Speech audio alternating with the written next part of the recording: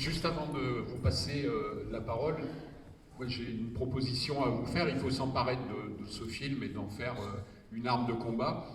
Alors, on sait bien que les salles de cinéma sont fermées en ce moment. Alors, ce qu'on a prévu, nous, c'est de faire des projections en plein air.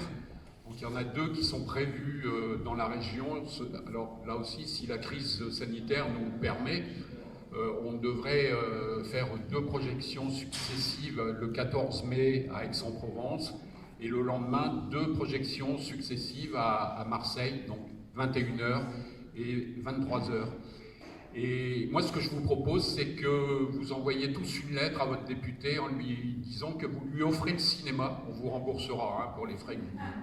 Donc, vous lui offrez le cinéma, vous l'obligez à venir, qu'il se rende compte un peu, quand il vote des textes de loi, qu'il y a des gens derrière ces textes de loi et qu'on ne peut pas mépriser les gens comme eux l'ont fait aujourd'hui, avec un discours de communicant de notre président Emmanuel Macron, où on mesure l'écart entre ce qu'est la communication néolibérale et puis des gens qui sont au service des puissants. Voilà, donc je vais vous passer tout de suite la parole. Je vous laisse essuyer vos larmes. On s'est bien retrouvé dedans, c'est sûr et certain. Ouais. Et bon, moi je me présente, je suis Delphine, voilà, et Ali. Je suis auxiliaire de vie, moi depuis 2015. Voilà, donc j'ai passé mon diplôme parce que j'ai fait ce choix. En fait, je me suis retrouvée 2 fois dans le film puisque j'ai travaillé pour le groupe Elior pendant 20 ans. J'étais à la Casamance, bon après ça. Et bon, on a passé de prestataire en prestataire, parce qu'on a fait tout, voilà, pendant 20 ans j'ai fait ça, toujours j'ai eu ras-le-bol parce que là aussi on a droit à rien, on est mal loti, comme se retrouvent mes collègues sur le film. Donc j'ai arrêté, j'ai passé mon diplôme, je suis devenue auxiliaire de vie en pensant que c'était mieux de s'occuper des autres, parce que bon, c'était quelque chose qui me tenait à cœur. Et puis ça fait 5 ans que aussi justement on s'est retrouvés toutes les deux à la VAD, qui a fusionné avec une autre association qui malheureusement n'a pas tenu le coup. Et on s'est aperçu que il y avait beaucoup de problèmes, comme vous retrouvez dans le film justement, les temps de déplacement, les amplitudes horaires, et je me suis présentée en tant que déléguée aussi à ce moment-là à la VAD. Donc j'ai mené une bataille à la CGT, une bataille avec mes collègues et tout pour certaines. Et on a eu beaucoup de soucis parce qu'ils ont mis des personnes non formées, bien entendu, comme on a toutes les associations. Voilà, c'est pour ça. Voilà, il y a beaucoup d'abus, beaucoup de... voilà, en parlant de la direction, parce qu'ils prennent des personnes qui n'ont pas de formation, qui ne connaissent pas les conventions collectives, qui font un peu ce que... Voilà, c'est ça. Et ils nous payent, voilà, s'ils peuvent nous faire des petits contrats pour essayer de faire en sorte... Et tout y est, il n'y a même pas à dire. Et puis, même le fait de faire de l'accompagnement auprès des personnes qui décèdent, qui nous aussi s'est retrouvé malheureusement l'année dernière, une personne auquel on était très attachés, qui est décédée à 43 ans d'une sclérose en plaques. Ouais. Et ça a été très dur. Notre patron nous a répondu non, vous n'avez pas besoin d'accompagnement, il faut continuer, il faut travailler, la vie continue et tout est bon. Cette personne aujourd'hui, j'ai gardé des liens avec la famille. Moi, elle m'avait fait promettre avant de mourir de m'occuper de ses chats parce qu'ils étaient très vieux et que la famille ne voulait pas les récupérer, que pour eux il fallait les faire piquer parce que c'était pas intéressant. Donc ça aussi, ça fait un lien de plus. Donc je me retrouve avec les 2 chats de cette personne et je me retrouve que ça m'a touchée directement par rapport à ce qu'il a présenté. Voilà, je vais laisser ma collègue un peu parler. Vas-y.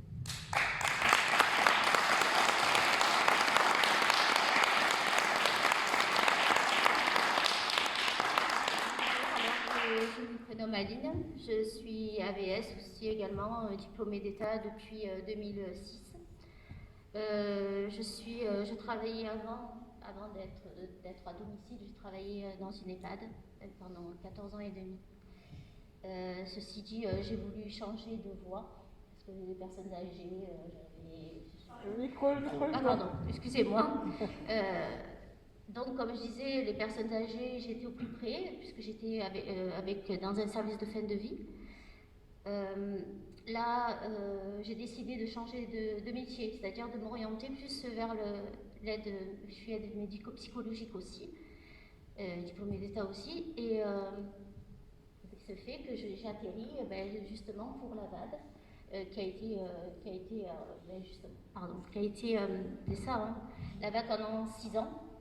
Et ce qui a été dit dans le film, ça, oui, exactement, c'est bien ça. La réalité, effectivement, on est au plus proche du patient, de la personne âgée. Ça peut être aussi des personnes atteintes d'handicap. Nous travaillons auprès de personnes handicapées, atteintes de grosses pathologies. Ça peut être des scléroses en plaques, des personnes, oui, des IMC, des infirmités motrices et cérébrales. Et je travaille aussi de nuit. Donc, le problème, c'est que, justement, le patron, en ce moment, il nous en veut un peu, puisqu'il va embaucher des personnes non diplômées pour les payer, justement, pour avoir les sous-payés, en fait. Et il y a des abus au niveau de ça, en fait, au niveau du système de licenciement. Exactement. Donc, une fille de mon service de nuit qui a été licenciée. Alors la raison, c'était qu'elle n'était pas assez rapide, voilà, dans son travail, voilà, pour les coucher, alors qu'elle avait eu de multiples appels, parce qu'il faut dire qu'on a 7 ou 8 personnes à coucher, ou c'est même plus, je crois que c'est 9 personnes, et répondre à tous les appels en même temps. Je veux dire, on n'a que 2 bras, 2 jambes, on est humaine, voilà. Et elle s'est fait licencier pour rien, quoi. Et mais en fait, si on a bien compris, c'était juste pour employer une personne non diplômée. Comme ça, oui, je pense que oui, parce que là, elle n'a pas d'autre choix. Mais ce qu'il y a aussi, c'est qu'il y a beaucoup d'abus de la part du patron, des patrons. C'est des associations, je parle au niveau national, qui se servent des personnes qui disent bon, oui, je crois qu'on est un petit peu c'est des personnes un peu on nous prend pour des bêtes, en fait, on arrive à la tête, tout ça, quoi. Voilà, bref. Je suis un peu émotive parce que c'est le film qui m'a émue, parce qu'on se reconnaît beaucoup là-dedans. Je veux dire, les aides à domicile, voilà, on a... Pardon. On va faire circuler.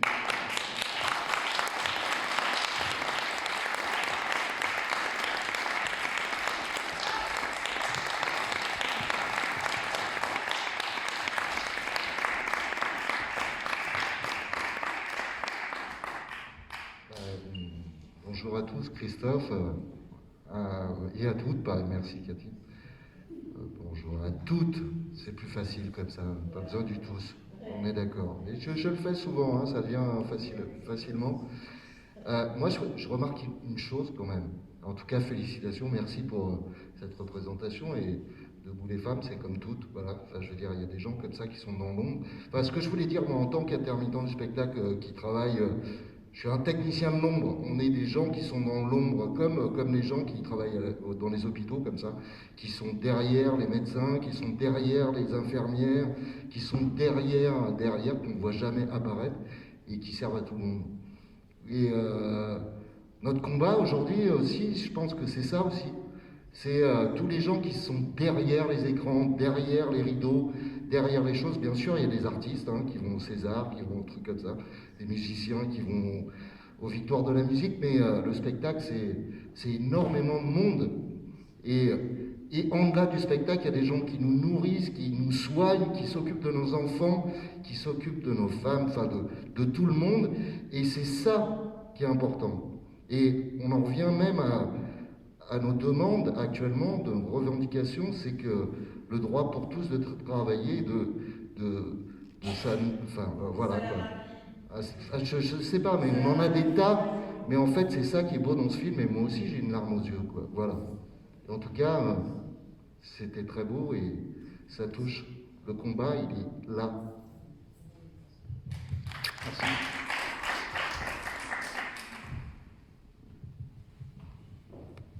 Oui, bonjour, moi c'est Olivia. Je suis infirmière Merci pour ce film, merci pour toutes et celles, surtout celles qu'on ne voit pas. Et pour moi, je voulais dire que ce sont mes collègues de travail. Quand je vais chez les gens, je suis infirmière libérale, donc quand je vais chez les gens, je travaille avec elles. Le souci, c'est dans notre façon de voir la santé, on a complètement séparé les personnes et les gens et la qualification. Nous, on vient, les infirmières, on est des nonnes. Hein, on est des infirmières et on était des nonnes.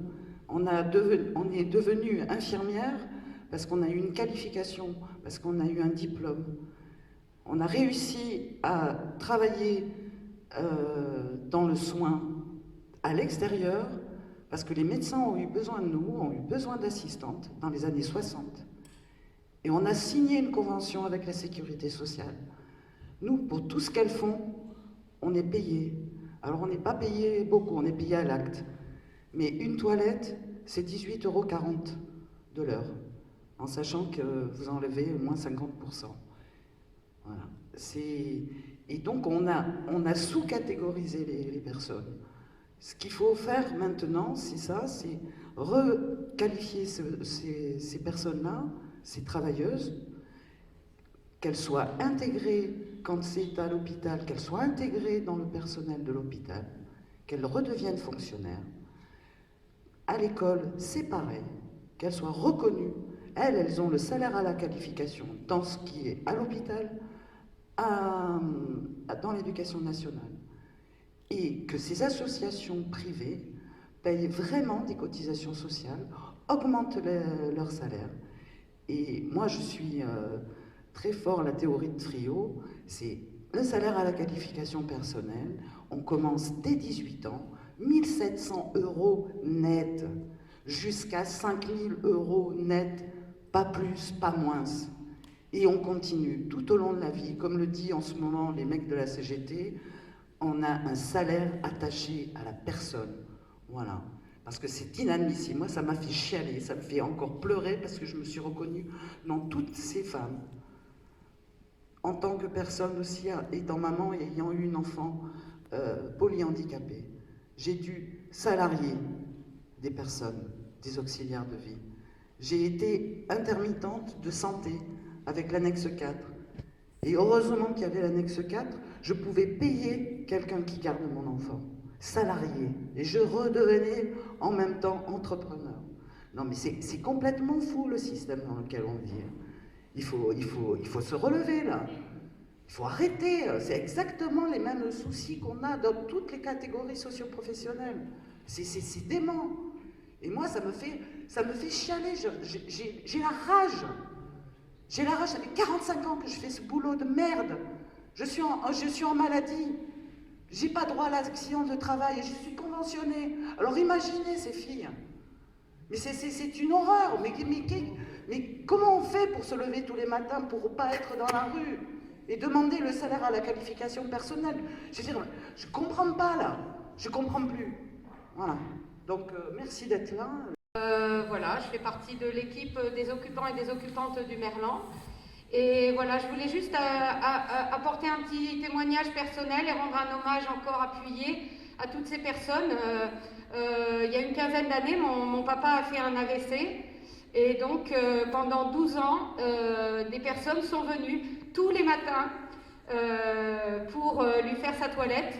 Au départ, ma maman voulait le faire et on lui a fortement déconseillé de le faire. Donc, grâce à une aide pour les personnes handicapées, elle a pu être assistée par des personnes qui venaient de la part de la Croix-Rouge. Et on a vu toutes ces années, pendant 12 années, que ces personnes sont venues tous les matins lui faire sa toilette, et parfois même le soir pour le coucher à la fin, parce qu'il ne pouvait plus vraiment se débrouiller tout seul.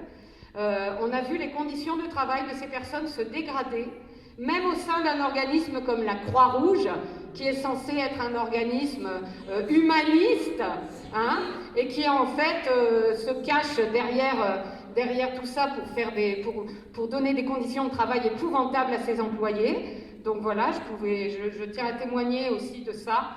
Et je tiens à témoigner aussi du professionnalisme et de l'humanité de toutes ces personnes qui, quand mon père nous a quittés en novembre 2019, étaient toutes et tous présents et présentes aux obsèques pour lui dire au revoir.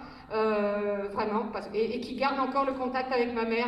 Moi, je tiens à leur rendre un hommage extraordinaire parce que ce sont des gens qui, avec des salaires de misère, font des miracles tous les jours. Voilà. Merci à elles, merci à eux aussi, parce qu'il y avait aussi des autres.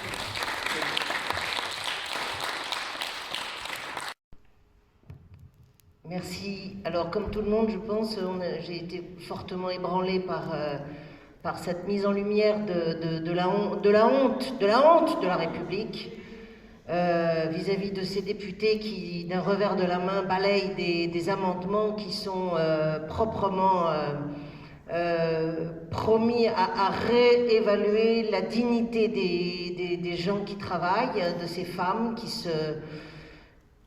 se donnent à nous, qui seront demain nos aides, qui sont aujourd'hui les aides de nos enfants, de nos anciens.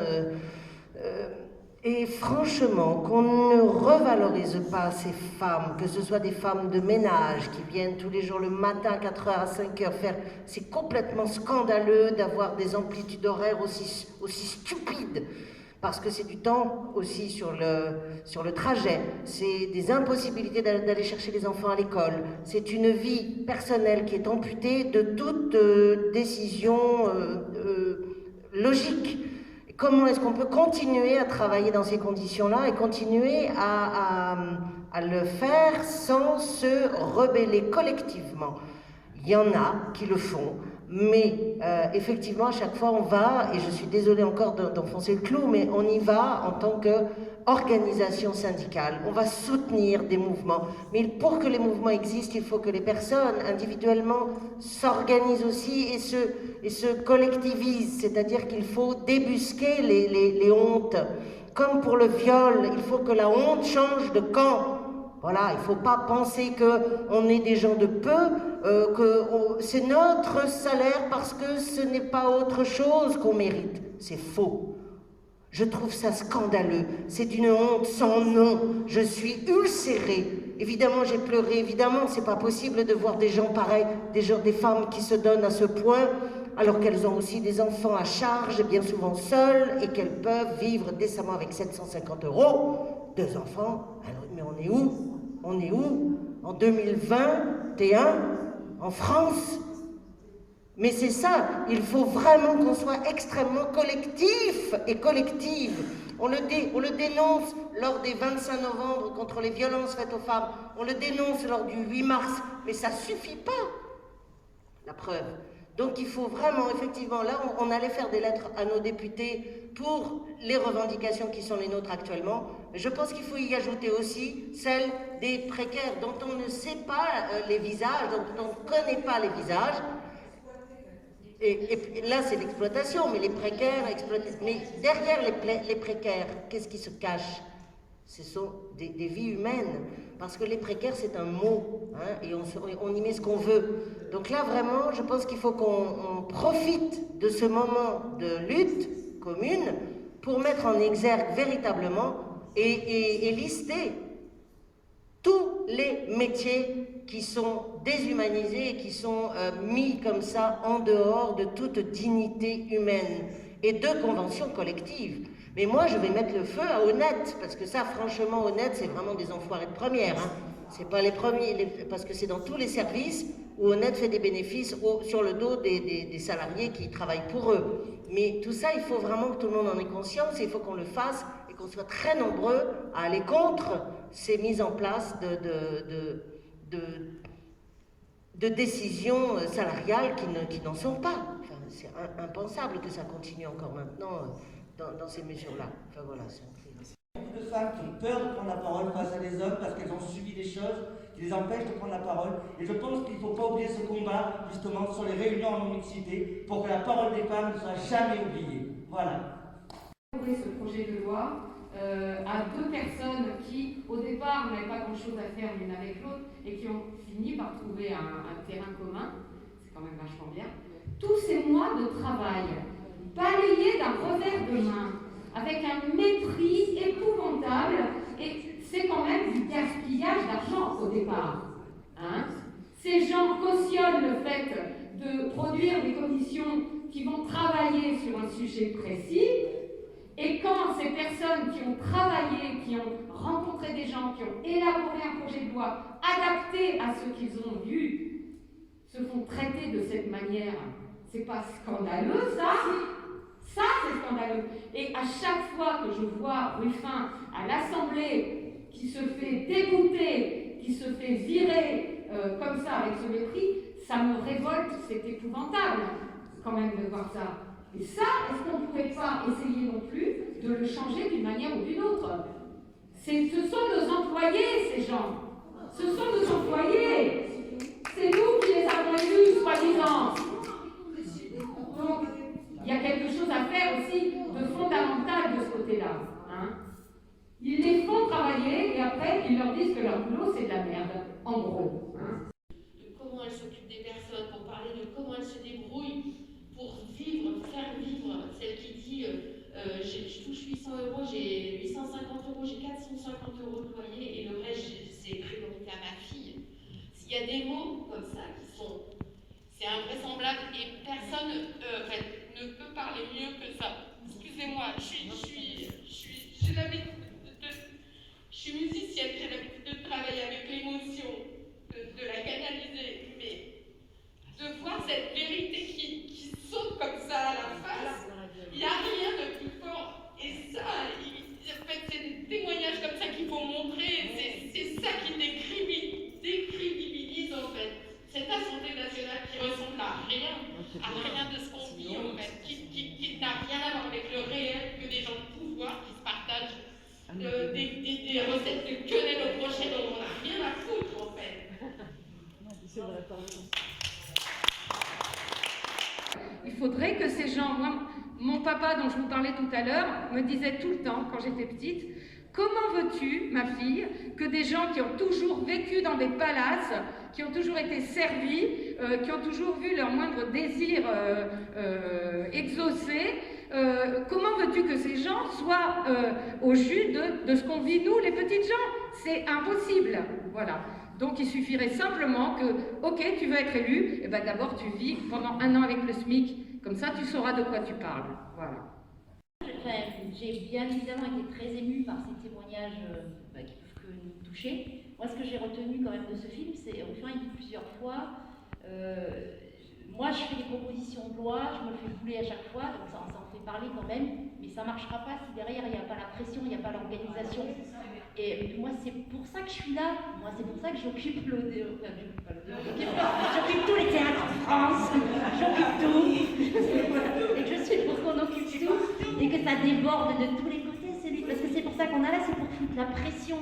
Et moi, je ne fais pas confiance aux élus parce qu'ils n'arrivent à rien là, ils sont tous super au chaud, ils votent des trucs comme ça, comme si c'était pas important. Mais il ne faut pas qu'on les laisse respirer, ces putains de députés, c'est censé être nos représentants. Il faut aller les choper en leur disant vous allez voter ça. Et on les laisse trop faire, on fait comme si on votait une fois de temps en temps. Et il faut mettre une pression terrible. Je crois que là, il va falloir qu'on sorte du théâtre et qu'on aille choper tous ceux qui sont responsables en leur disant maintenant vous allez changer les choses comme nous on le demande. Et là, ce rapport de force, il va falloir qu'on s'y colle. Et c'est obligé, parce que de toute façon, sinon, on balayera comme ça nos propositions, nos revendications, en rigolant bien, parce qu'on est des artistes et que ça fait marrer un peu tout le monde. Il faut passer à autre chose, je crois.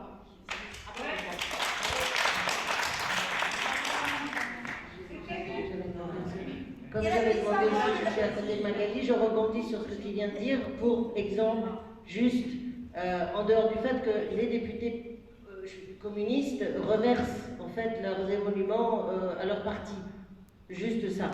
Simplement, j'ai aussi en souvenir, il y a 3 ans, il me semble, et peut-être je me trompe, c'est 4 ans, les femmes de ménage grecques que nous avions reçues ici en France, parce que moi je fais partie de délégation femmes aussi beaucoup, on a reçu les femmes de ménage grecques qui manifestaient pour avoir un salaire, parce qu'à l'Assemblée, en Grèce, elles n'avaient pas de salaire.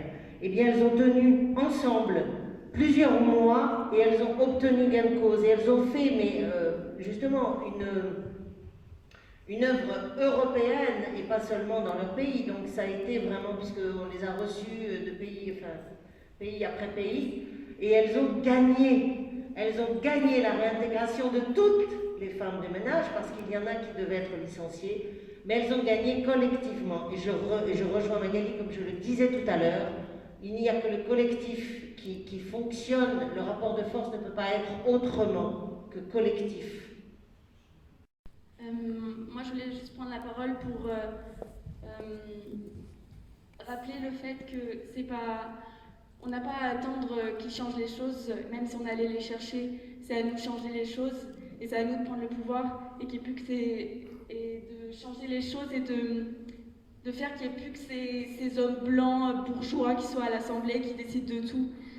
On n'a pas à attendre et signer des pétitions pour que des petits bourgeois doivent passer 1 an avec le SMIC pour qu'ils se rendent compte des choses. Ils ont des intérêts et ils vont faire avec ces intérêts et ils vont oublier tout le peuple. Donc c'est à nous de prendre le pouvoir, c'est à nous de changer les choses. Voilà. Donc j'ai 2 gamins à la maison. Moi j'en ai un qui fait un bac littéraire, il a pris le choix option anglais, mais la option théâtre. Et il le vit très mal parce qu'il ne peut plus aller à la criée, il ne peut plus faire, il ne sait pas ce qu'on son bac va valoir, puisque du coup avec le Covid, tout ça c'est balayé d'un revers de main. Et j'en ai un autre qui est à l'université, malheureusement aussi, et on vit à la vitesse de notre fils qui fait ses cours à la maison. Donc on est obligé de rester tranquille et pas pouvoir parce qu'il écoute, il a ses cours et nous on est obligé ou de sortir. Tout ça, ça n'a pas été calculé dans leur projet, dans leur truc. Ils se sont dit, ben, c'est bon, ils vont être à la maison. Voilà. Et pour vous dire qu'eux aussi, ceux qui sont malheureusement tous ces universitaires, tous ceux qui sont à la faculté, tout ça, ils ne savent pas l'avenir qu'ils vont avoir eux aussi, comment ils vont être reconnus et comment ça va finir. C'est vrai que nous aussi, on a de grosses difficultés parce qu'on est des précaires, qu'on n'a pas des salaires. Et je vois toutes mes collègues qui galèrent et qui des fois nous disent mais pourquoi tu veux que j'aille dans la rue, je vais perdre la moitié de mon salaire, je vais payer, comment je vais faire pour payer à la fin du mois. Voilà, c'est ça. Même une heure pour elle, c'est... Voilà. Mais le problème c'est que... Je sais qu'il y a ça, mais le problème c'est que pour elle, elle ne s'imagine pas que la caisse de grève va pouvoir... Voilà, c'est ça. Ça va se mettre en place comme il faut. Et pour beaucoup, déjà, se faire prélever 1% de son salaire pour payer justement, être syndicalisé ou autre, d'autres moyens, d'autres moyens, elles n'y croient plus. Elles n'y croient plus parce qu'elles se disent mais on n'avancera jamais. On essaye de se battre, moi je suis la première. Voilà, c'est pour ça. Et voilà, c'est pour ça. Et voilà, moi je vous remercie. Je vous remercie de tout ça. Voilà, merci. Forcément, il est revenu. Donc, monsieur, je voudrais rebondir sur ton intervention, je pense qu'on peut se tutoyer. Hein. Donc, le libéralisme en France, il a été mis en place par Georges Pompidou. Et il y a une magnifique illustration de ancien banquier de chez Rothschild. Il y a un ouvrage qui vient de sortir, qui illustre ça parfaitement, qui est une bande dessinée, c'est une merveille d'ailleurs, c'est très très bien dessiné, mais surtout extrêmement documenté. Ça s'appelle Le choix du chômage, et c'est Benoît Colomba, qui est grand reporter à France Inter, qui a fait cette DVD. On y apprend énormément de choses. Et en particulier, on s'aperçoit que ceux qui ont été les plus zélés pour mettre en place le libéralisme en France, eh ben, ce n'est pas forcément ce qu'on croit. On fait des découvertes incroyables en lisant ce livre. Ensuite, sur le plan politique, et là c'est pour répondre à donc qu'est-ce qu'on peut faire, enfin comment sur le plan politique, il faut avoir conscience qu'il n'y a jamais eu aucun gouvernement qui a été au service du peuple, sauf à des moments extrêmement très courts. Et là aussi, je vous invite à lire le livre de Romaric Gaudin qui s'appelle « La lutte sociale en France ». Et je peux vous dire que c'est quelqu'un d'extrêmement documenté parce qu'il était journaliste des Échos économiques aux Échos et qui maintenant donc, travaille que pour Mediapart. Et là aussi, c'est un livre où vraiment on découvre comment fonctionne la politique et que jamais les hommes politiques ont été au service de leur peuple, quel que soit le bord.